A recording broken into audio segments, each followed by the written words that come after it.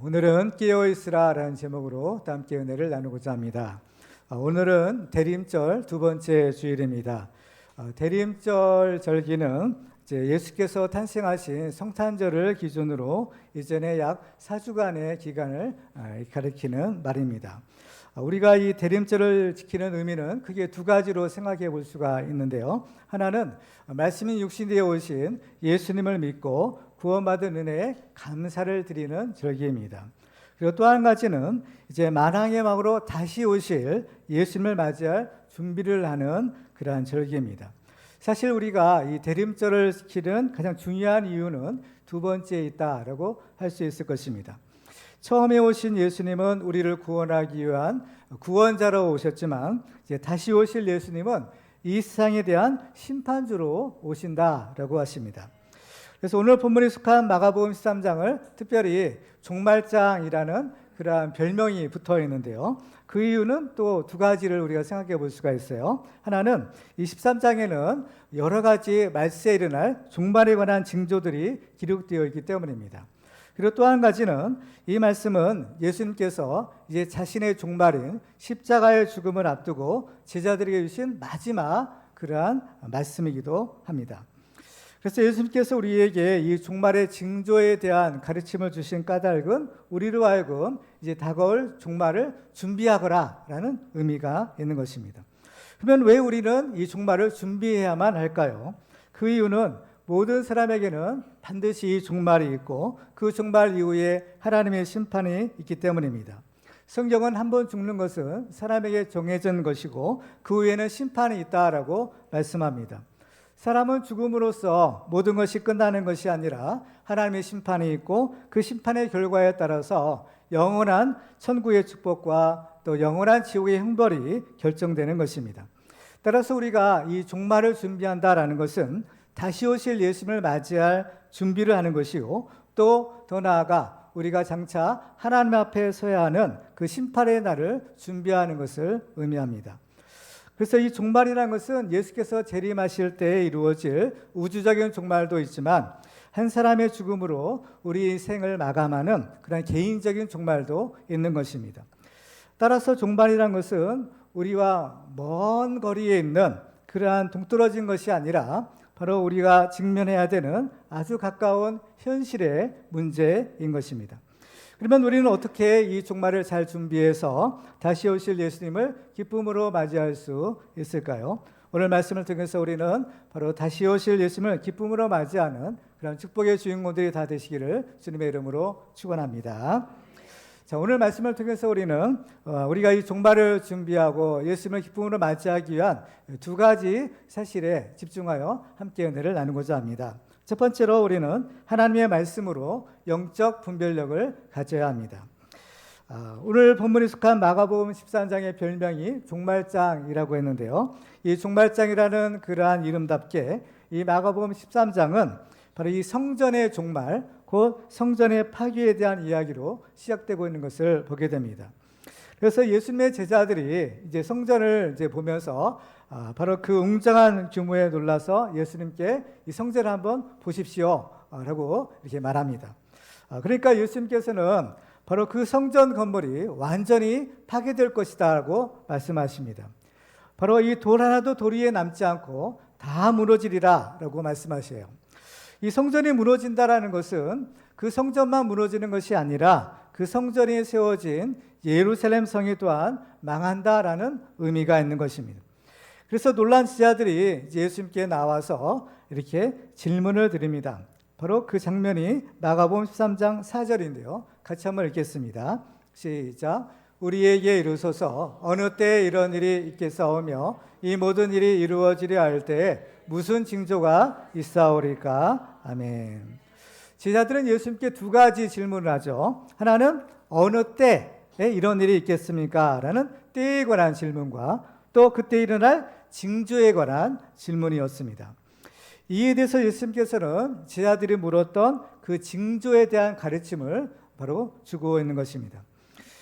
예수님은 이 종말에 일어날 여러 가지 징조들을 말씀하시는데요. 그 중에 하나가 오늘 본문인 무화과 나무의 비유입니다. 자, 28절 보실까요? 28절 있습니다. 시작. 무화과 나무의 비유를 배우라. 그 가지가 연하여지고 잎사귀를 내면 여름이 가까운 줄 아나니. 아멘.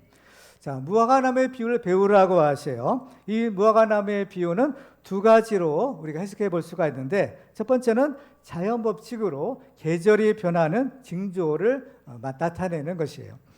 이 팔레스타인 지역의 기후의 특징을 보면 이제 추운 겨울이 지나고 이제 봄이 이제 오게 되는데, 이 봄은 언제 왔는가 쉽게 모르게 금방 사라지고 또 금방 이제 무더운 여름이 찾아온다라고 합니다. 그래서 이제 언제가 봄이고 언제가 여름인지를 잘 구분할 수가 없는 그러한 이제 특징이 있는데요. 근데 사람들이 여름이 이제 곧 다가올 것을 미리 알 수 있는 방법이 있다고 합니다. 그것은 바로 이 무화과 나무의 잎을 보면 알 수 있는 거예요. 그래서 이 무화과 나무의 가지와 잎을 이렇게 만져보면 이게 말랑말랑해질 때가 있다라는 거예요. 겨울에는 딱딱해졌다가 이제 말랑말랑해질 때가 있는데, 바로 그때가 되면 이제 곧 여름이 오겠구나라는 것을 미리 알 수 있다라고 합니다. 또 한 가지 이 무화과나무의 비유가 가르치는 교훈은 영적인 의미로서 종말이 가까웠다라는 징조를 알려주는 것입니다. 여기서 이 무화과나무의 가지가 연하여지고 잎사귀가 연하여지면 여름이 가까운 줄 안다라고 하셨는데, 여기서 여름으로 번역된 헬라어 단어가 데로스라는 말입니다. 이 말은 몇 가지 뜻을 가지고 있는데요. 첫 번째로는 오늘 본문에서처럼 여름이라는 계절을 가리킬 수가 있고, 또 한 가지는 추수와 또 결실을 가리키는 의미로 사용된다고 합니다. 왜냐하면 바로 이 무화과 나무처럼 바로 무화과 나무 열매가 여름에 맺혀서 수확을 여름에 하기 때문에 바로 여름이라는 단어, 이것은 곧 수확과 또 추수, 이것을 의미하는 단어로 쓰이기도 합니다. 그리고 또 한 가지 이 단어는 종말, 끝, 또 심판을 의미하는 단어로도 사용된다고 합니다.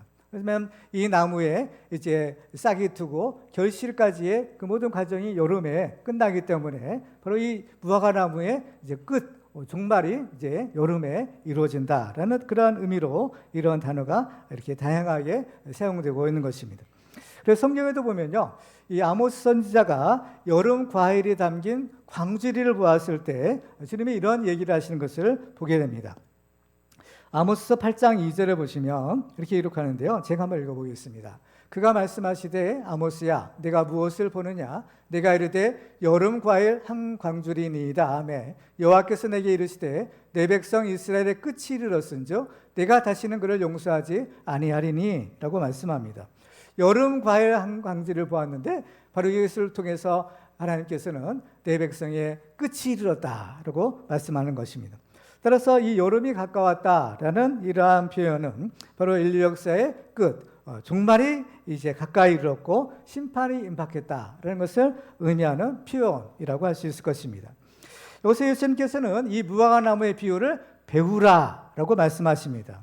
이것은 예수님이 가르치시는 징조들이 있어요. 무화과 나무 비유도 하나의 징조 중에 하나인데, 이러한 징조들을 보고 깨달으라라는 뜻입니다. 마가복음 13장 29절에 보면 바로 이어지는 말씀이죠. 같이 읽겠습니다. 시작. 이와 같이 너희가 이런 일이 일어나는 것을 보거든 인자가 가까이 곧 문 앞에 이른 줄 알라라고 하십니다. 자, 이러한 징조를 보고 무엇을 깨달아야 되느냐? 바로 예수님이 이제 곧 문 앞에 이른 줄을 알아야 된다라는 것입니다. 문 앞에 이르렀다라고 하시는데, 이 문이라는 것은 과연 무슨 뜻이냐? 문 앞에 이르렀다는 것은 아주 가까이 왔다라는 것을 의미하는 거예요. 그러니까 우리가 이제 집에 보면 문이 있잖아요. 현관문을 예를 들면 현관문을 사이에 두고 집 안과 집 바깥에 구분이 되는 거죠. 경계가 되는 것인데, 예를 들면 어떤 분이 여러분의 집을 이제 방문해요. 어떤 손님이 여러분의 집을 방문할 때 여러분의 집 문 앞에 와서 초인종을 딱 누르게 됩니다. 그러면 집 안에 있던 주인인 여러분이 그 문을 열면 그 바로 앞에 문 앞에 있는 손님을 맞이할 수 있게 되는 거죠. 그렇기 때문에 주님이 여러분의 문 앞에 왔다. 이것은 바로 여러분과 지금 주님 사이에는 아주 가까운 사이다. 문만 열면 만날 수 있는 그러한 사이죠. 그런데 이 문이라는 것은 무엇을 또 상징하는가 하면 계속해서 같이 이어지는 것인데요. 바로 이 종말과 심판을 의미하는 단어이기도 합니다. 문에 해당되는 헬라어 단어가 뒤라이스라는 단어인데 이 단어는 여름에 해당되는 단어인 데로스와 바로 그 형태와 또 그 발음이 아주 비슷하다라고 합니다. 그래서 이 여름이 의미하는 것이 바로 끝, 종말, 심판 이것을 의미했던 것처럼 이 문이라는 단어가 의미하는 것도 또한 똑같은 끝과 종말, 심판 이라는 뜻을 가지고 있다고 합니다. 따라서 이 무화과나무의 비유가 의미하는 것은 바로 우리에게 이 종말과 심판이 아주 가까이 왔다라는 것을 의미하는 것입니다. 그래서 예수님께서는 지금 이 종말에 관한 징조들을 가리키시면서 바로 그 종말의 때가 우리의 생각보다 훨씬 가까이 왔다라는 것을 깨달아야 된다라고 말씀하시는 거예요. 특별히 예수님이 그 제자들에게 이 종말에 관한 징조들을 말씀하시는 까닭이 있어요. 그것은 바로 이 징조들을 보고 깨달아 알 수 있도록 하는 거예요. 무엇을 깨닫는다는 겁니까? 바로 종말에 가까웠다는 것을 깨달을 수 있도록 바로 이 말씀을 주시는 겁니다. 오늘 보면 바로 앞부분에 보면 14절의 말씀을 보면 이렇게 기록하고 있어요. 멸망에 가져가는 것이 서지 못할 곳에 선 것을 보거든 읽는 자는 깨달을진저 그때 유대에 있는 자들은 산으로 도망할지어다 라고 하십니다. 이것도 이제 예수님께서 이 종말에 이루어질 징조 중에 하나로 말씀해 주신 것인데 여기서 보면 가로친 부분에 보면 읽는 자는 깨달을진저 라고 말씀하고 있습니다. 그러면 무엇을 읽을 때 깨달을 수 있다라는 것일까요? 그렇죠? 말씀이죠. 그렇죠? 하나님의 말씀, 성경책, 하나님의 말씀을 읽을 때 깨달을 수 있다라는 것입니다.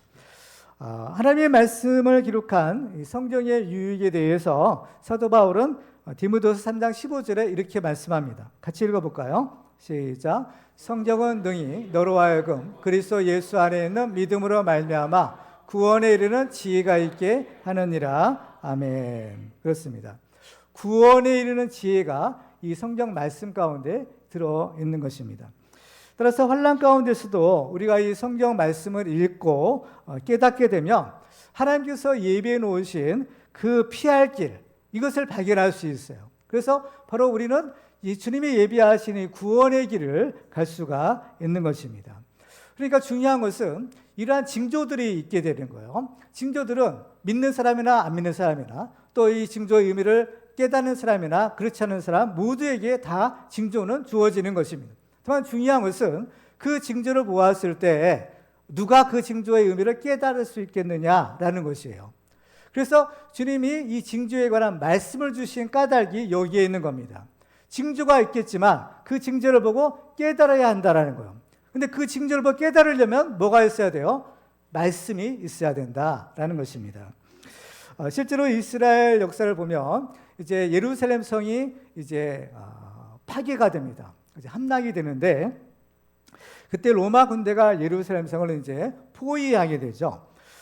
그때 이제 예수님을 믿고 그 예수님의 이 징조에 관한 말씀을 기억한 사람들은 바로 그 심판에서 바로 구원을 받게 됩니다. 이제 이스라엘 역사를 이렇게 보면요, 예루살렘 성을 이제 포위 공격했던 로마의 장군이 베스파시안이라는 장군이었어요. 근데 이 베스파시안 이 장군은 나중에 로마의 황제가 됩니다. 공교롭게도 이 베스파시안 황제가 이끄는 로마 군대가 예루살렘 성을 포위하고 있을 때 로마에 있던 황제가 죽게 돼요. 그래서 이제 원로원이 새로운 황제로 누구를 추대하는가 하면 바로 이 베스파시안 이 장군을 새로운 황제로 추대를 하게 됩니다. 그래서 이제 이 장군은 자기가 이제 황제가 되잖아요. 이제 예루살렘 성을 포위했던 군대를 이제 철수해서 로마로 이제 돌아가게 되는 일이 있었어요. 그래서 이제 바로 그때 이제 포위가 됐던 예루살렘 성의 사람들이 두 종류로 나뉘게 됩니다. 하나는 예수를 믿던 사람들, 우리 성도들이었는데 그때 바로 이 성도들은 이것이 예수님께서 이미 말씀하신 징조였다는 것을 깨닫게 돼요. 그래서 이 징조를 깨닫고 이 사람들은 어때요? 예루살렘 성을 이제 빠져나가게 돼요. 그런데 예수를 믿지 않았던 사람들, 이 말씀을 몰랐던 사람들은 야, 이제 로마가 물러갔구나. 자, 우리는 안심이구나. 그래서 이 예루살렘 성에 그대로 남아 있었던 겁니다. 그런데 이제 철수했던 로마 군대가 이제 다시 또 오게 되는 거예요. 다시 와서 예루살렘 성을 포위하고 이때 예루살렘이 완전히 이제 파괴가 되는 멸망에 이르게 됩니다. 당대 역사학자였던 요세푸스에 의하면 그 예루살렘 성에 있던 사람 중에서 무려 110만 명이 죽임을 당하고 그 중에 약 10만 명이 로마로 이제 포로로 끌려갔다라고 이제 기록을 했습니다. 만약에 예수님께서 이 징조에 관한 말씀을 주시지 않았더라면 바로 이 징조를 보아도 그 사실을 알지 못했을 것이고 또 이 심판의 자리죠. 거기서 구원을 받지 못했을 것이라고 생각이 됩니다. 그래서 예수님이 하신 말씀은요, 이게 하나님의 말씀입니다. 그렇기 때문에 하나님 예수님이 하신 말씀은 반드시 이루어지게 되는 거예요. 그래서 오늘 보면 30절과 31절을 보면 주님이 이렇게 말씀합니다. 같이 읽어볼까요? 시작. 내가 진실로 너희에게 말하노니 이 세대가 지나가기 전에 이 일이 다 일어나리라. 천지는 없어지겠으나 내 말은 없어지지 아니하리라. 아멘. 그렇습니다. 그렇기 때문에 우리들은 이 시대를 분별하는 지혜, 영적인 분별력을 우리가 가져야 되는데 이 영적인 분별력은 바로 하나님의 말씀을 통해서 주시는 지혜인 것입니다. 그래서 하나님의 말씀은 우리 주시는 바로 축복의 말씀, 구원의 말씀이 되는 것이에요.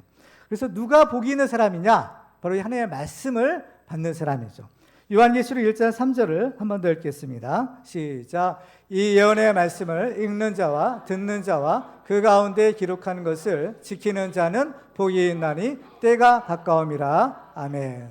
때가 가깝다 그랬죠. 이때도 바로 우리 종말의 때가 가까울 때라는 것이에요. 이때 우리가 해야 될 일은 하나님의 말씀을 읽고 듣고 또 지키는 것. 바로 이것이 복이 있는 사람이요 구원받는 사람이다 라는 사실을 알게 됩니다. 그래서 우리는 항상 이 말씀 중심의 신앙생활을 통해서 영적 분별력을 가지고 또 다시 오실 예수님을 기쁨으로 맞이하고 구원에 이르는 축복의 주인공들 되시기를 주님의 이름으로 축원합니다.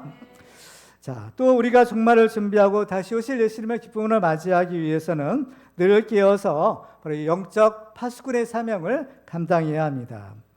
자, 종말과 관련해서 예수님의 제자들이 예수님께 물었던 두 가지 질문이 때에 관한 것과 징조에 관한 것이라고 했죠. 그때 예수님께서는 제자들에게 종말에 관한 징조에 관한 말씀을 해주세요. 그렇지만 예수님께서는 제자들이 물었던 또 한 가지 질문인 때에 대한 그러한 부분은 말씀하지 않으시는 겁니다. 왜 그럴까? 바로 오늘 보면 32절에 있어요.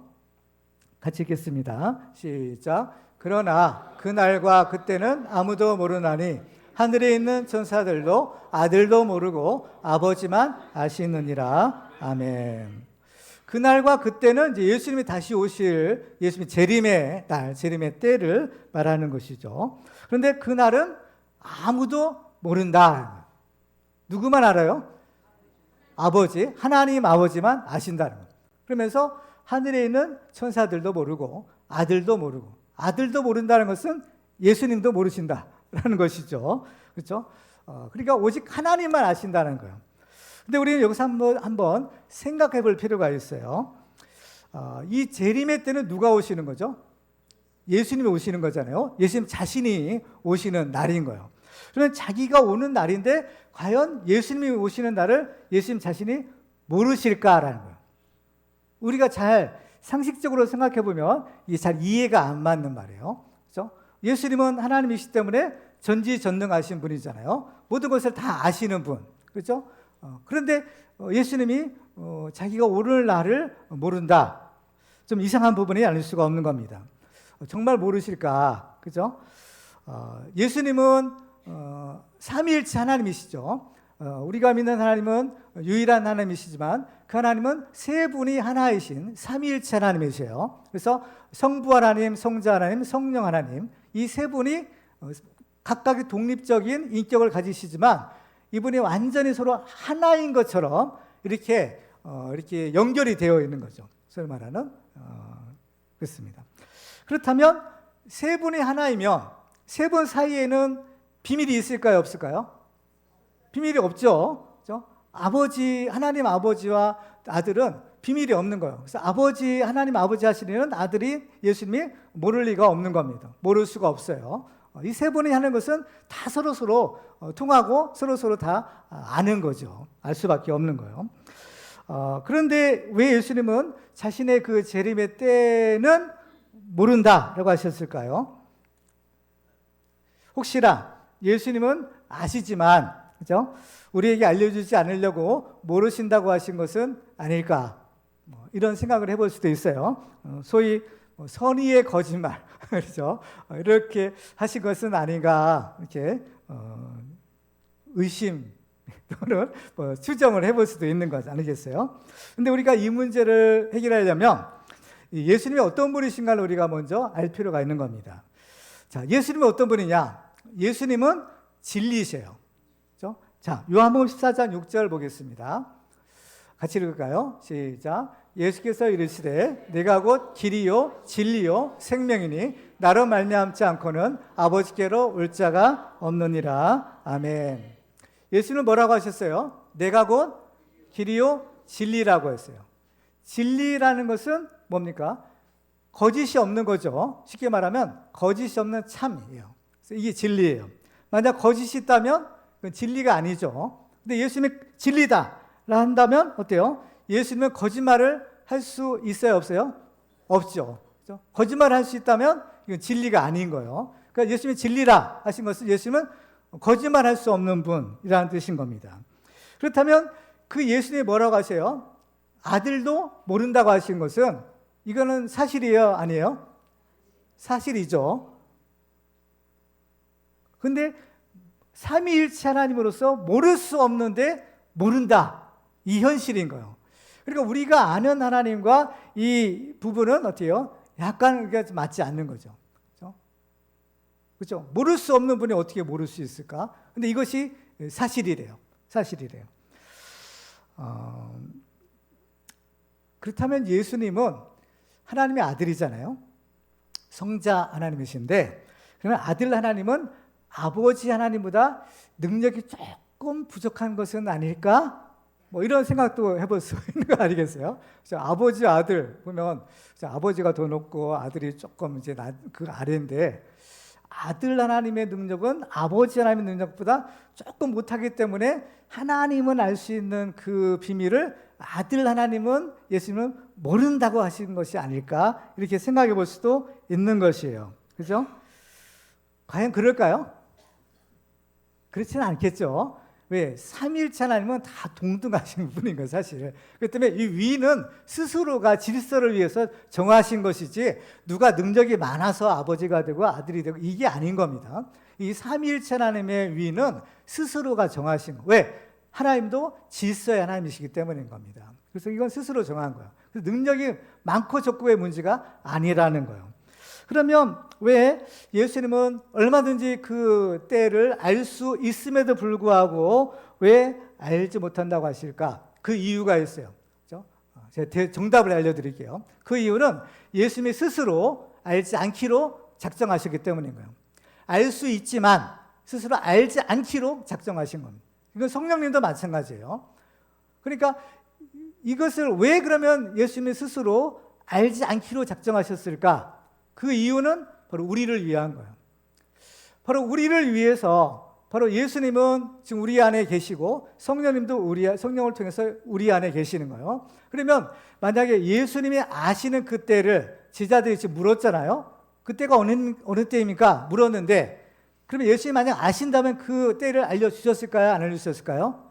알려주셨겠지. 성령님도 아신다면 성령의 감동을 통해서 우리에게 알게 해 주셨을 것입니다. 그렇지만 우리가 과연 그 때를 아는 것이 좋을까요? 그렇지 않을까요?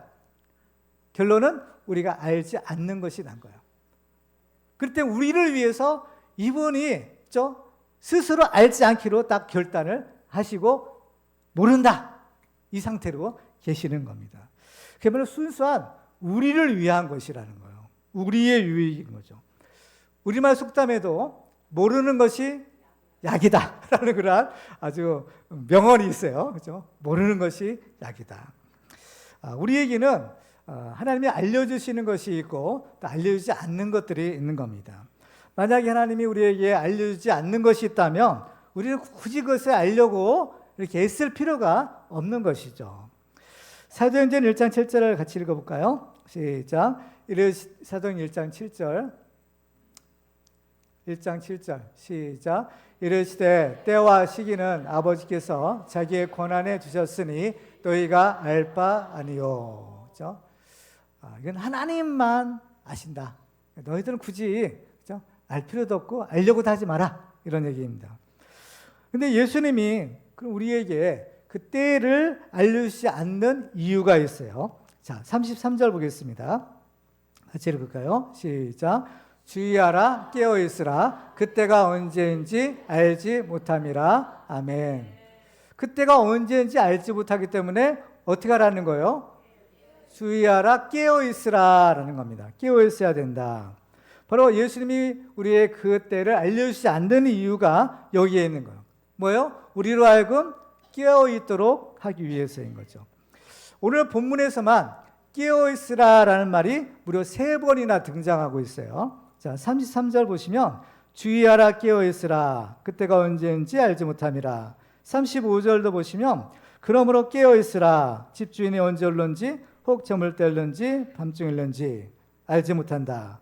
37절에도 보면 깨어있으라. 내가 너에게 하는 이 말은 모든 사람에게 하는 말이니라 하십니다. 그러니까 깨어있으라. 그죠? 이게 사실은 굉장히 우리가 주목해야 될 부분인 겁니다. 그래서 우리가 깨어있다라는 것은, 그죠? 깨어있다라는 것은 잠들지 않는 것을 말하는 거죠. 일단은. 그죠? 그러니까 언제 주님이 오실지 모르는 거예요. 그렇기 때문에 우리는 늘 깨어서 영적인 긴장감을 갖고 있어야 된다는 겁니다. 그죠? 언제 있는지 알면, 그때가 아니면 우리가 마음 놓고 있을 수 있어요. 그죠? 그런데 언제인지 모르면 언제 오실지 모르기 때문에 항상 긴장을 하고 있어야 되는 거예요. 그죠? 긴장하고 있어요. 그래서 이 대림절은 우리가 다시 오실 예수님을 준비하는 기간인 거죠.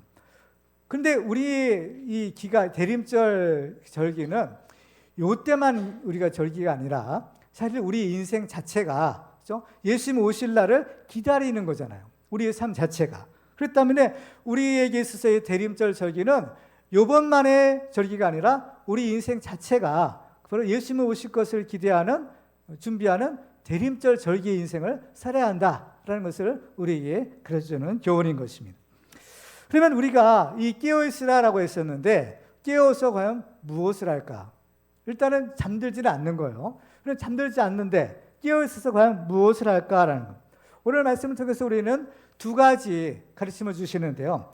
첫 번째로는 주님이 맡기신 사명과 직분을 감당하는 것입니다. 자, 34절을 같이 읽겠습니다. 시작. 가령 사람이 집을 떠나 타국으로 갈 때 그 종들에게 권한을 주어 각각 사물을 맡기며 문지기에게 깨어있으라 명함과 같으니 아멘. 자, 예를 든 거요. 가령 사람이 집을 떠나 타국으로 갈 때 이것은 무슨 뜻인가 하면 부활하신 예수님이 이제 승천하셔서 하나님 나라, 하나님 보좌 우편으로 가시죠. 바로 하나님 나라에 간 것을 비유하는 거예요. 근데 그 갈 때에 그 종들에게 권한을 주어 각각 사물을 맡기며 라고 했어요. 그러니까 예수님은 가시지만 이 땅에 남아있는 우리들에게 우리가 해야 될 사무, 그죠? 이게 뭐냐면은 우리가 감당해야 될 사명과 직분을 주셨다라는 것을 말하는 겁니다. 자, 그렇다면 주님이 우리한테 사물을 맡겼다는 거예요. 사물이라는 것은 뭐예요?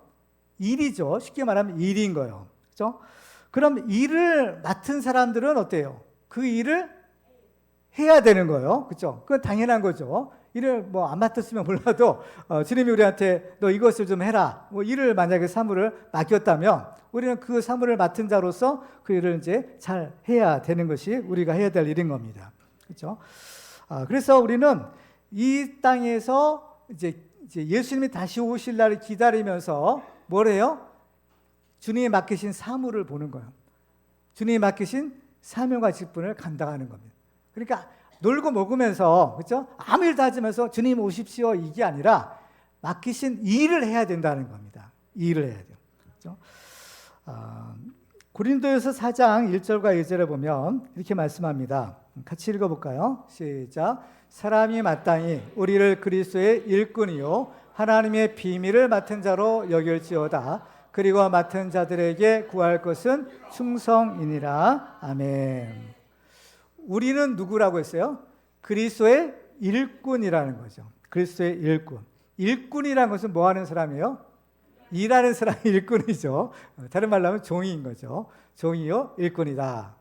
근데 그 일꾼들이 일을 맡았어. 사물을 맡았어. 또 사명을 받았어요. 그러면 그 맡은 자들에게 요구되는 것이 뭐예요? 충성이라고 했어요. 충성이에요. 충성이에요. 요한계시록 2장 10절 같이 읽겠습니다. 시작. 내가 죽도록 충성하라. 그리하면 내가 생명의 관을 내게 주리라. 아멘. 그 주님이 주신 그 사무, 우리가 감당해야 될 사명과 직분을 우리가 충성하는 거야. 어떻게 충성해요? 죽도록 충성. 그렇죠? 아주 그냥 열심을 내라는 거죠. 그냥 대충이 아니라 죽도록 충성이라는 것은 열심을 내라는 거죠. 그렇죠? 그러면은 생명의 관을 주겠다 약속하시는 겁니다. 그렇죠? 바로 이렇게 했던 사람이 있어요. 그 사람이 바로 사도 바울이에요. 그렇죠? 사도 바울은 이제 예수님을 만나고 나서 예수님이 주신 사명, 복음 증거의 사명, 그리고 이 사명을 감당할 수 있는 직분, 바로 사도의 직분을 받은 사람이에요. 그래서 이 바울이 예수님으로부터 받은 자기 사명과 이 직분을 감당하기 위해서 그야말로 죽도록 충성합니다. 그랬더니 바울은 이제 예수님께서 자기를 위하여 의의 면류관을 예비해 놓으셨다라는 말이에요. 디모데후서 4장 8절을 같이 읽겠습니다. 시작. 이제 우러는 나를 위하여 의의 면류관이 예비되었으므로 주 곧 의로우신 재판장이 그날에 내게 주실 것이며 내게만 아니라 주의 나타나심을 사모하는 모든 자에게도니라. 아멘. 그렇습니다. 이토록 죽도록 충성했더니 주님이 주시고자 하시는 상급이 있는 거예요. 의의 면류관. 바로 주님이 그날에 내게 주실 것이다 라고 하십니다. 자, 그러면 이렇게 바울과 같은 사람은요, 예수님을 만나는 것이 기쁜 일일까요? 아니면 두려운 일일까요? 만약 여러분이 바울이라면 어떻겠어요? 그렇죠? 빨리 예수님 만나고 싶으시겠죠? 그렇죠? 저도 그래요. 만약 저도 바울 같이 그렇게 충성했다면 뭐 빨리 예수님 만나는 것이 좋은 건 아니겠어요? 왜? 뭐가 기다리고 있어요? 의의 면류관이 기다리고 있기 때문인 겁니다. 그래서 바울은 빌립보서에 보면 내가 이 세상에 사는 것과 하나님 나라에 가는 것 둘 중 이렇게 비교해 보면 바로 바울의 솔직한 심정은 빨리 하나님 나라에 가는 것이 나는 좋겠다.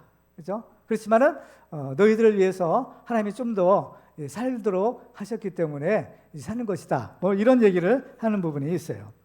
그런데 이처럼 근데 모든 사람이 다 바울과 같지는 않을 거예요. 그렇지 않겠어요? 바울이니까 이렇게 생각하는 거겠죠. 그렇죠? 근데 모든 사람이 다 바울일 수는 없잖아요. 그렇죠? 여러분은 어떤가요?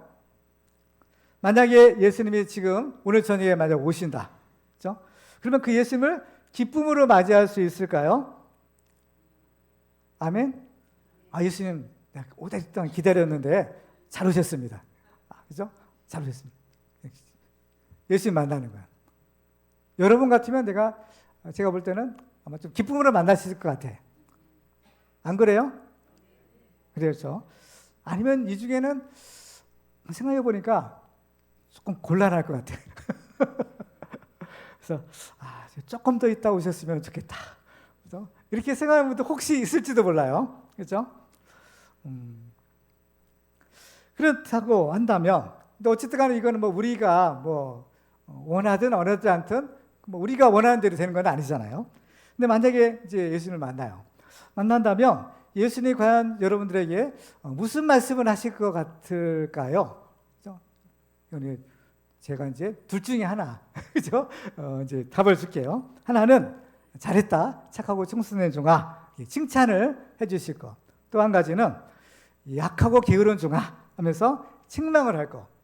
둘 중에 하나인 겁니다. 그렇죠? 여러분 생각할 때 만약 예수님이 여러분을 만나면 예수님이 여러분에게 무슨 말씀을 해주실 것 같아요? 1번 아니면 2번. 그렇죠? 그렇죠. 그렇습니다. 잘 모르시겠어요? 그렇죠? 만나봐야 알고 가봐야 하는 거 아니겠어요? 그렇게 생각할 수도 있는 겁니다. 그런데요, 바울은 어땠을까요? 바울은 알았을까요? 몰랐을까요? 알았죠. 분명히 알았어요. 왜냐? 자신을 위하여 의의 면류관이 예배되었다. 이것을 지금 얘기했잖아요. 그렇죠? 의로우신 재판장이 내게 주실 것이다. 이거를 분명하게 알았던 것입니다. 물론 우리는 죽어봐야만 천국과 지옥이 있다는 것을 확인할 수 있고, 또 우리가 하나님의 심판대 앞에 서 보아야만 내가 칭찬받을지 아니면 책망받을지를 알 수 있을 것입니다. 그렇지만 꼭 그 순간이 오지 않더라도 우리는 알 수 있어요. 어떻게 알 수 있죠? 하나님의 말씀을 통해서 첫째는 우리가 알 수 있죠. 하나님의 말씀을 통해서 우리에게 주셨잖아요. 그리고 우리에게는 중요한 것이 있어요. 고린도서 13장 5절이에요. 같이 읽어볼까요? 시작. 너희는 믿음 안에 있는가? 너희 자신을 시험하고 너희 자신을 확증하라. 예수 그리스도께서 너희 안에 계신 줄을 너희가 스스로 알지 못하느냐? 그렇지 않으면 너희는 버림받은 자니라. 아멘. 알 수 있다는 얘기예요? 없다는 얘기예요? 알 수 있다는 얘기예요. 그렇죠? 구원의 확신이라는 것이 있잖아요. 이건 뭐예요? 우리가 구원받은 사실을 확신한다. 이런 것이죠. 근데 이 구원의 확신은 우리가 얻는 것이 굉장히 참 중요한 일이에요. 근데 이 구원이라는 것은 어때요? 내가 구원받고 싶다고 해서 구원받는 것이 아니라 구원은 누가 주시는 거예요? 하나님이 주시는 거죠. 그렇죠? 하나님이 주시는 거예요. 그러면 내가 구원받은 사실을 어떻게 알 수 있어요? 첫째는 말씀이라고 했죠. 하나님의 말씀을 통해서 우리에게 그 사실을 알려주시고, 또 한 가지는 우리에게 주신 성령의 증거를 통해서 알 수 있어요. 성경을 보면 우리가 구원받은 사실을 성령께서 보증하신다. 성령이 인치신다라고 하는 거예요. 그렇죠? 성령이 우리 구원받은 것을 보증해 주시는 거죠. 또 한 가지는 우리의 양심을 통해서 알게 하시는 거예요. 그렇죠? 그러니까 나 자신을 누구보다도 잘하는 것은 내 속에 있는 것들인데, 내 안에 예수님 계시고 성령 계시고 양심이 있는 거죠. 그래서 우리는 이분들을 통해서 우리가 알 수 있을 뿐만 아니라 하나님이 우리에게 주신 이 양심이요, 선한 양심을 통해서도 알 수 있다라는 겁니다. 그러니까 여러분이 진짜 예수님을 믿는지 아니면 믿는 척만 하는지 누가 제일 잘 알아요? 여러분 안에 있는 양심이, 여러분의 안에 있는 양심이 제일 잘 알 수 있는 겁니다. 그렇죠? 그래서 예수님은 누가복음 17장 20절과 21절에서 이렇게 말씀하세요. 같이 읽어볼까요? 시작. 바리새인들이 하나님의 나라가 어느 때 임합니까? 묻거늘 예수께서 대답하여 이르시되 하나님의 나라는 볼 수 있게 임하는 것이 아니요 또 여기 있다 저기 있다고도 못하리니 하나님의 나라는 너희 안에 있느니라. 아멘. 예수님을 믿는다는 것이 뭐예요? 예수님을 영접하는 것이죠. 영접하는 자, 곧 그 이름을 믿는 자들에게는 하나님의 자녀가 되는 권세를 주셨나니. 그래서 예수를 믿는 것은 예수님을 영접하는 것인데, 예수님을 누구로 영접해요? 내 인생의 주님으로 영접하는 거예요. 구세주요 주님으로 영접하는 것입니다. 그렇다면 지금 예수 믿는 사람 속에는 누가 계세요? 예수님이 계시겠죠. 당연히. 예수 믿는다는 것 자체가 예수님을 영접하는 것이기 때문에 우리 안에는, 예수 믿는 사람 안에는 예수님이 계시는 겁니다. 그러면 우리 안에 계신 예수님은 바로 우리의 누구가 되시느냐? 그러니까 예수님을 뭐로 영접한다고 했어요? 구세주요 주님으로 영접한다고 했죠. 그러면 내 인생의 보좌에 예수님을 주님으로 모시고 사는 거예요. 이 예수 믿는 삶이에요. 그렇다면 나는 어떨까요? 우리는 그럼 예수님이 주님이시면 우리는 뭐예요?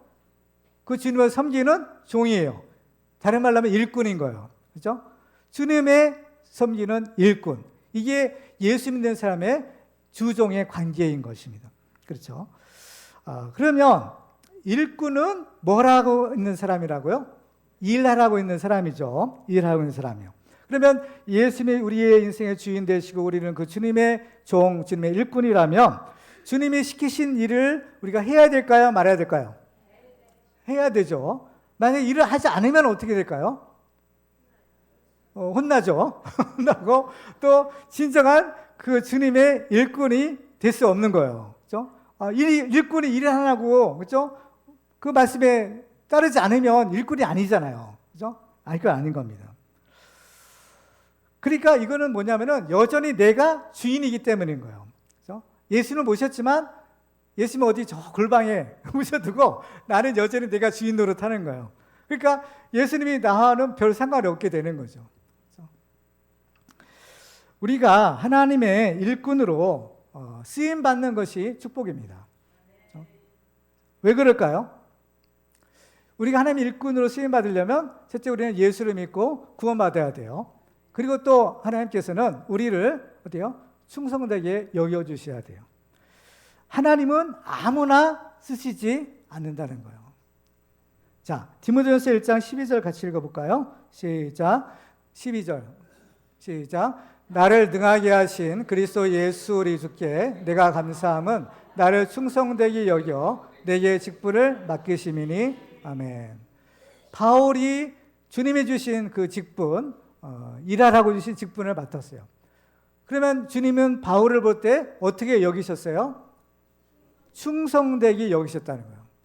그러니까 주님이 보실 때 바울을 충성되게 여기셨기 때문에 그에게 직분을 주신 거예요. 그러니까 하나님이 우리에게 직분 주실 때는 아무한테나 주는 것이 아니라는 사실을 우리가 여기서 발견할 수 있는 겁니다. 교회에서는 어떤가요? 교회에서는 아무한테나 주는 것처럼 보여요. 그렇죠? 아무한테 주는 것처럼 보이지만 사실 그 배후에는 하나님이 보시는 기준이 있는 겁니다. 그러면 누가 그러면 그 기준에 합당한 사람이 될까요? 누가 과연 주님 보실 때 충성된 사람이 될까요? 순종하는 사람이에요. 순종해서 그 직분 받는 사람은 어때요? 그게 충성된 증거라고 볼 수 있는 겁니다. 그렇죠? 이걸 아셔야 되는 거예요. 하나님의 충성된 종이 된다는 것은 바울에게만 해당되는 것이 아니라 예수를 믿는 우리에게도 또한 동일한 것이에요. 디모데전서 1장 16절을 같이 읽습니다. 시작. 그러나 내가 긍휼을 입은 까닭은 예수 그리스도께서 내게 먼저 일체 오래 참으심을 보이사 후에 주를 믿어 영생 얻는 자들에게 본이 되게 하려 하심이라. 아멘. 바울은 자신이 본이 되게 합니다 라고 했어요. 샘플이라는 거. 예수 믿는 사람의 샘플. 그죠? 예수 믿기 이전과 예수 믿고 난 다음에 이런 모습이죠. 바울이 지금 조금 전에 우리가 살펴본 것처럼 바울은 예수님의 충성된 종, 충성된 일꾼이죠. 그래서 바울의 자랑은 뭐냐면은 그리스도의 종이 되는 거예요. 그래서 이제 여러분들 이 바울이 쓴 서신서들 이 편지를 이렇게 보면 바울은 자기를 소개할 때 예수 그리스도의 종 또는 예수 그리스도의 충성된 종, 바로 종이라는 것을 항상 강조합니다. 왜냐하면 이것이 바울의 자랑이었기 때문인 거예요. 그렇죠? 하나님이 쓰시는 사람이 복이 있는 사람인 것을 믿으시기 바랍니다. 하나님이 쓰시는 사람이 복이 있는 사람이에요. 쓰임 받는 사람이 복이 있는 사람인 겁니다. 달란트의 비유에서 보면 이 사실을 우리가 명확하게 알 수 있어요. 어떤 주인이 먼 탁구를 할 때 그 종들에게 달란트를 맡깁니다. 어떤 종에게는 1달란트, 어떤 종에게는 2달란트, 어떤 종에게는 5달란트를 맡기고 떠나죠. 이제 오랜 세월이 지난 다음에 어느 순간 주인이 와서 그 종들을 불러서 뭐를 해요? 결산을 하게 돼요. 결산을 할 때 2달란트, 5달란트 받은 종은 열심히 일해서 그 남은 것을 가지고 와서 주인의 칭찬을 받게 돼요. 그런데 1달란트 받았던 종은 어떤가요? 그것을 땅속에 묻어놨다가 주인 온다 하니까 그것을 이제 다시 파내가지고 그것을 주인한테 가져와요. 그러니까 주인이 또 왜 일하지 않았느냐라고 물으세요. 그러니까 이 종은 혹시 이거 가지고 사업하다가 이거 망하면 어떨까 걱정이 됐어. 그냥 간직하고 왔습니다. 그러니까 이 주인이 뭐라고 하는 거면 만약 네가 그렇다면 그렇게 생각했다면 은행에 가서 맡겼으면 적어도 이자는 나왔을 것 아니겠냐 이렇게 말씀하는 거죠. 그러니까 핑계는 그럴듯하지만 주님께서는 속지 않으신다라는 것을 우리가 알 수 있어요. 그렇죠? 그러니까 결국에는 이렇게 1달란트 받았던 종은 아무 일도 하지 않고 돌아온 거예요. 그렇죠? 그러면은 이 1달란트 받았던 종은 주님이 보실 때 쓸모 있는 종일까요? 쓸모 없는 종일까요? 쓸모 없는 종이죠. 왜? 적어도 이것을 은행에다만 맡겨놨어도 이자는 나왔을 거예요. 근데 그것도 하지 않고 땅속에 파묻다가 가져왔거든요. 그러니까 주님이 보실 때는 쓸모없는 종이야. 그래서 이 달란트를 그 종에게 그냥 계속 맡겨두면 될까요, 안 될까요? 그건 손해야. 그래서 이걸 누구한테 줘요? 10달란트 가진 사람에게 주는 거예요. 10달란트. 그러니까 1달란트 받았던 종은 그 한 달란트도 빼앗기게 되는 거죠. 빼앗기는 거예요. 근데 더 중요한 것이 있어요. 하나님 보실 때 쓸모없는 사람은 어떨까요? 어떻게 될까요? 마태복음 25장 30절이에요. 같이 읽어볼까요? 시작. 이 무익한 종을 바깥 어두운 데로 내쫓으라. 거기서 슬피 울며 이를 갈리라 아니라. 아멘. 참 무서운 이야기가 아닐 수가 없는 겁니다. 이 세상에 태어난 모든 사람은 언젠가 한번 이 죽음의 순간을 맞이하게 되고 하나님의 심판대 앞에 서게 되는데 그때 모든 사람이 다 후회한다라고 합니다. 예수를 믿지 않고 죽은 사람들은 살아생전에 예수를 믿을 걸이라는 것을 후회하게 된다고 하고요. 또 예수를 믿고 주님 앞에 선 사람들도 우리 성도들도 후회한다라고 합니다. 무슨 후회냐? 살아생전에 좀 더 일을 많이 하고 올 걸. 이 후회를 한다고요. 다 후회하는 거죠. 구원이라는 것은 예수를 믿기만 하면 차별 없이 주시는 하나님의 선물입니다. 여기는 차별이 없어요. 다 예수 믿기만 하면 구원 받아요.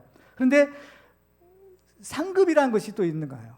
상급이라는 것은 바로 똑같이 주는 것이 아니래요.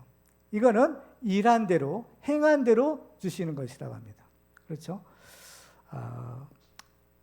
우리가 물론 저마다의 이러한 저러한 직분들이 있어요. 이 직분을 우리가 어떻게 하느냐는 우리에게 달린 문제, 우리 선택에 달린 문제인 겁니다. 이걸 그냥 묻어둘지 또 아니면 열심히 일할지 우리 선택이지만 그러나 중요한 것은 주님 앞에 섰을 때 결산의 순간이 온다라는 것을 우리가 기억해야 됩니다. 그리고 또 우리가 깨어서 있을 때 해야 될 또 한 가지의 사명이 있어요. 그 뭐냐? 영적 파수꾼의 사명을 감당하는 겁니다. 35절 볼까요? 같이 읽습니다. 시작. 그러므로 깨어있으라. 집주인이 언제 올는지 혹 저물 때일는지 밤중일는지 닭울 때일는지 새벽일는지 너희가 알지 못함이라. 아멘. 자, 깨어있으라. 이 깨어있으라면 3번 반복됐다고 했는데 깨어있다라는 것은 무슨 뜻일까요? 깨어있는 사람이 누구일까요? 밤에 자지 않고 깨어있는 사람. 도둑놈도 깨어있을 수 있겠죠. 근데 여기서 깨어있는 사람은 그렇죠? 파수꾼이에요. 파수꾼이. 그러니까 이것은 그러므로 깨어있으라는 것은 그러므로 영적인 파수꾼이 되라 이런 뜻인 겁니다. 어느 시대든지 하나님이 세우시는 영적 파수꾼들이 있었어요. 에스겔서 3장 17절에 보면 에스겔도 이런 사람이었죠. 같이 읽을까요? 시작. 인자야 내가 너를 이스라엘 족속의 파수꾼으로 세웠으니 너는 내 입의 말을 듣고 나를 대신하여 그들을 깨우치라 하십니다. 이 파수꾼은 밤에 잠을 자서는 안 되죠. 근데 이 파수꾼이 손에 들고 있는 것이 항상 가까이 손에 들고 있는 것이 있는데 그게 뭔지 아세요? 사람들 깨우는 도구예요. 나팔이에요. 나팔을 소리는 어때요?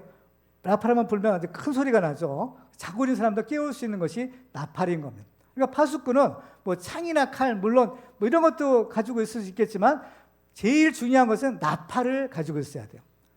적들이 오면 나팔을 불어서 깨워야 되는 겁니다. 이게 파수꾼의 사명인데, 근데 이 파수꾼의 이 부는 나팔은 두 종류가 있어요. 그렇죠? 하나는 사람들을 향해서 부는 나팔이 있고 또 하나는 하나님을 향해서 부는 나팔이 있어요.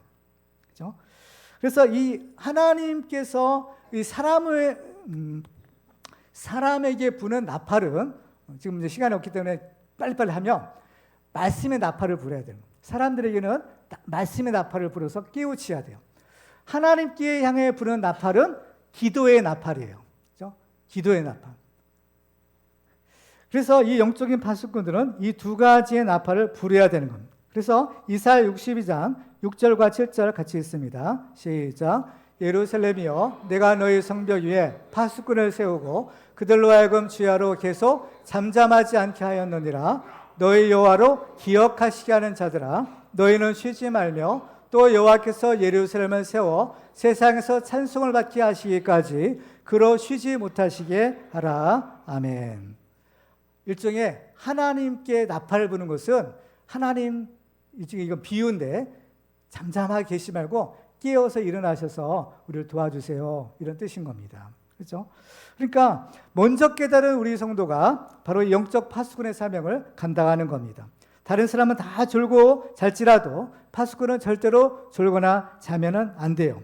만약에 내가 영적으로 잠이 들어서 기도하지 못하면 내가 책임지고 있는 우리의 가정과 또 이 교회와 나라는 망할 수도 있는 것입니다. 기도해야 될 사람이 기도하지 않고 영적으로 잠들고 있으면 이것은 종말의 징조가 된다라는 사실을 아시기 바랍니다. 기도해야 되는 사람이 기도하지 않아요.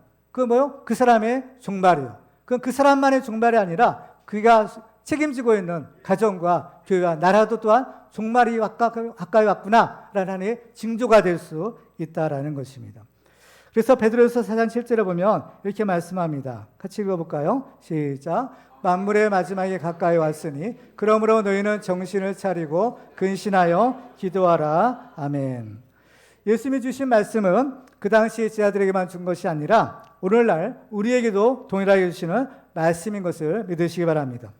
마지막으로 오늘 보면 마지막 37절을 같이 읽겠습니다. 시작. 깨어있으라. 내가 너희에게 하는 이 말은 모든 사람에게 하는 말이니라 하시니라. 아멘. 그렇습니다. 우리는 이 말씀의 나팔, 기도의 나팔을 크게 불어 우리의 가정을 지키고 교회를 지키고 나라를 지키는 영적 파수꾼의 사명을 잘 감당하시기 바랍니다. 그래서 다시 오실 예수님을 기쁨으로 맞이하고 주님이 예비하신 의의 멸령을 받는 축복의 주인공들이 다 되시기를 주님의 이름으로 축원합니다.